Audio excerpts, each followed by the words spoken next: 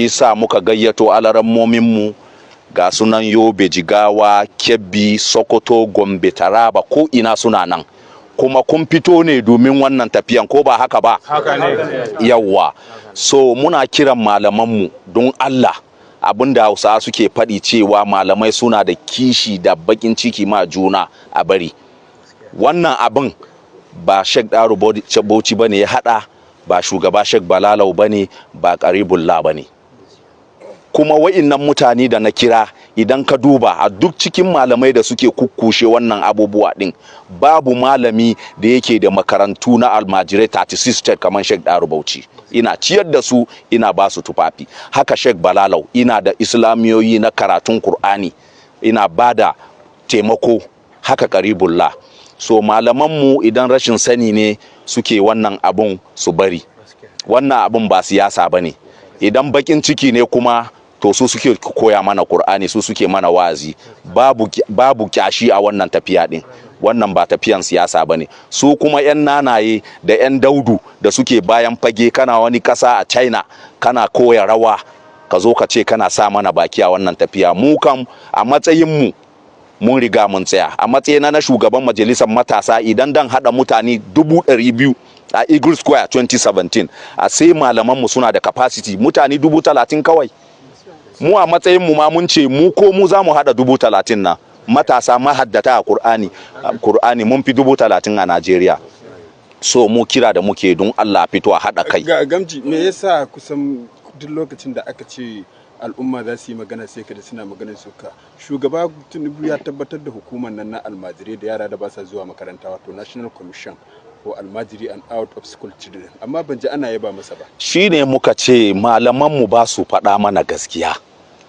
Lokaci yayi da mu za mu fito tun da muna da alarammomi, ai mu ma mun san Qur'ani din kuma muna tare da masu Qur'ani. Kuma su shugabanninmu da suke mana wannan taimako din, su Sheikh Dahiru Bauchi da su Sheikh Balalau da su Qaribullah, muna bayan su, muna bayan sarkin musulmi. Shugaba Ahmed Bola Tinubu yayi kokari sosai. Don a lokacin Buhari aka kikkiro wannan abun, shi kuma Tinubu ya kaddamar da ita. Da ba mu da makaranta na almajirai. So ba makarantan ba kadai, an zo an mata ta zama commission. Kamar da muke da Police Service Commission, muke da Hajj Commission, yau almajiri ina da commission nashi. Kaga yau ba walakancece kenan, ba za mu walakanta mana almajiran mu ba. Kuma wa'innan bayin Allah din da Spring Council da wa'innan malamai da muka kira din, su Sheikh Balalau, su Sheikh Dahiru Bauchi da sauransu da Qaribullah, su suka bada taimakon wannan abun. Yau muna da Hajj Commission.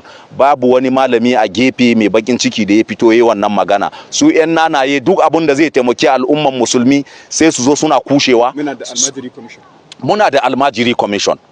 Wannan abubuwa din duka wa'innan malamai ne. Shugaban musulmai na Najeriya, sarkin musulmai, shi ya tura malaman mu suka je kasar Niger, sun certain problem, kuma wannan abin ya coming down lokacin da ake samun rikici ECOWAS da Najeriya da Niger. Su suka je, Sheikh Balalau da Sheikh Dahiru Bauchi da sauran malamai su Qaribullah, su suka yi wannan taimako din. Muna gani an samu cin gaba. So mu tambaya da muke shin malamai masu fitowa suna irin wannan kananan magana suna gaba ne ko bakin ciki da mahaddata ne? Mu ba mu sani ba. Ko kyashi ne suke yi da shugabanninmu malamai nan da sarkin musulmi ya kira su, kuma sai suna faɗi wai an ce ba gayyace kowa ba. Qur'ani na kowa ne.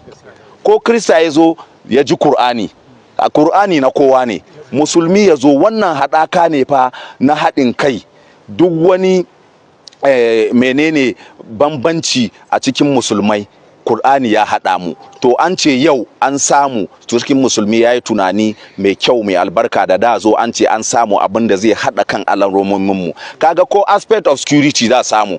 Don kamar mutumin da yake kauyen mu Anguru bai taba zuwa Abuja ba, ya zo an fahimtar da shi, ko da ya iya hadda din an dan gyara mishi sarrufa da waɗansu abubuwa da zai gyara karatun shi da kyau. Ya haɗu da ɗan Yobe, ya haɗu da ɗan Taraba, ya haɗu da ɗan Jigawa, ya haɗu da ɗan Sokoto, ɗan Kano, ɗan Ilori, ɗan Benue, ɗan Plateau, an haɗe da an Adamawa, an haɗe an exchanging number.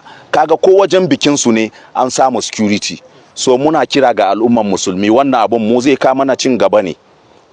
So duk abin da tumasanci da waɗansu malamanmu suke da shi na bakin ciki, komi sai su mai da shi siyasa, komi sai su mai da shi siyasa. Wannan abin ba siyasa bane, wannan abun harka ne da ci gaba.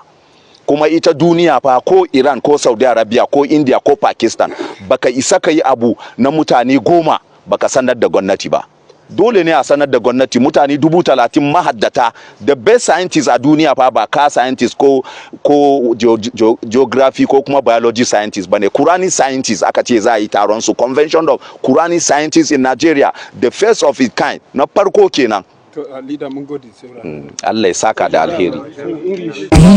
Arewa, al'ummar arewa ta arewa, al'ummar arewa ta arewa, al'ummar arewa